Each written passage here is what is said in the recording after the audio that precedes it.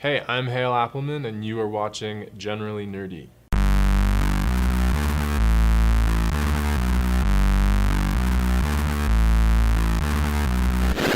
Generally Nerdy.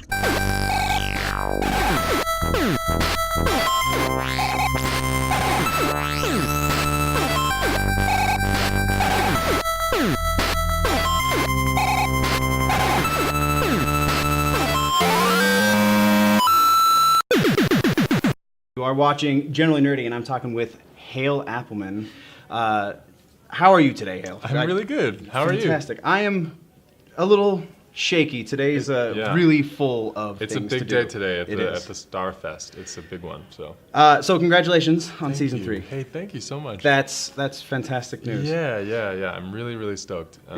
We have a great cast, a great crew, great showrunners, great writers. It's a kind of a dream job in that you don't always get to work with wonderful people across the board. Right. So it feels particularly great to get to go back up to Vancouver and do more. Fantastic. Yeah.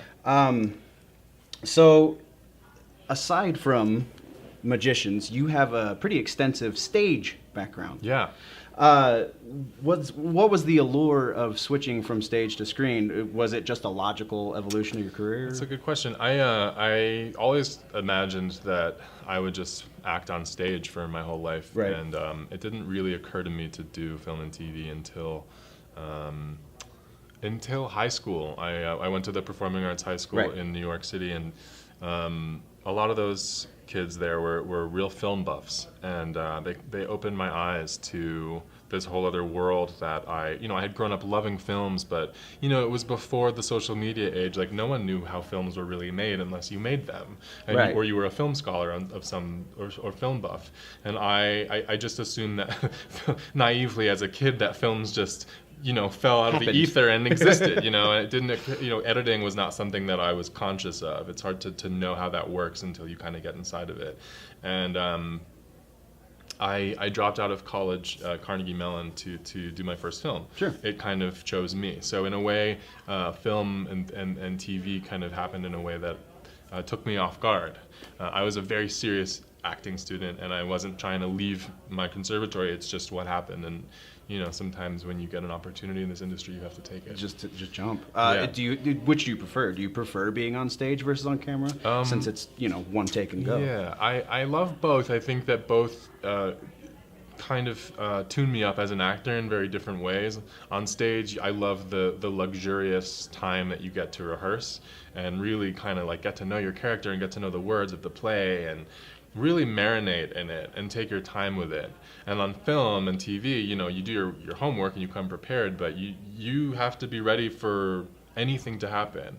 And you don't necessarily know what the set looks like, who your scene partner is, Right. Whether you're going to be, doing a speech to someone you've never met or a sex scene with someone you've never met. You never know. So the kind of the anything can happen spontaneity of the film set in terms of not having the time to really like prepare and set everything is inspiring to me, to kind of free up and just go with what's happening. And on stage you have to do the same thing in a different way. You prepare and the structure's there so you can play really freely within it, and then anything that happens. Sometimes the actor drops the line and you have to save the show. Sometimes someone falls on stage and you make it part. You go with what's happening. Sure. And I guess that's sort of what's exciting about acting, is you're playing under these given circumstances and ready for anything. Right.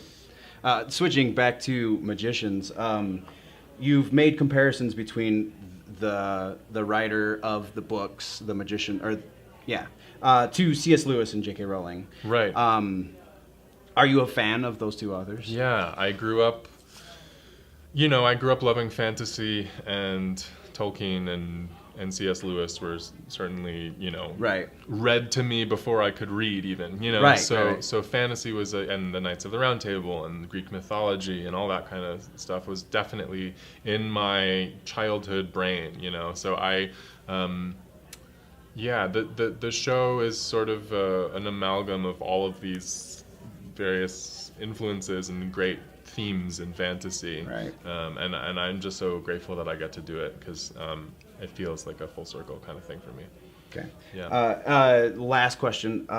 The themes of the Magicians are decidedly more mature Yes. than C.S. Lewis or Right, Rowling. right. Where do you think the inspiration came for that material? Well, I don't know. I guess you'd have to ask Lev Grossman, Fair enough. who is a total hero of mine, and I just respect him so much.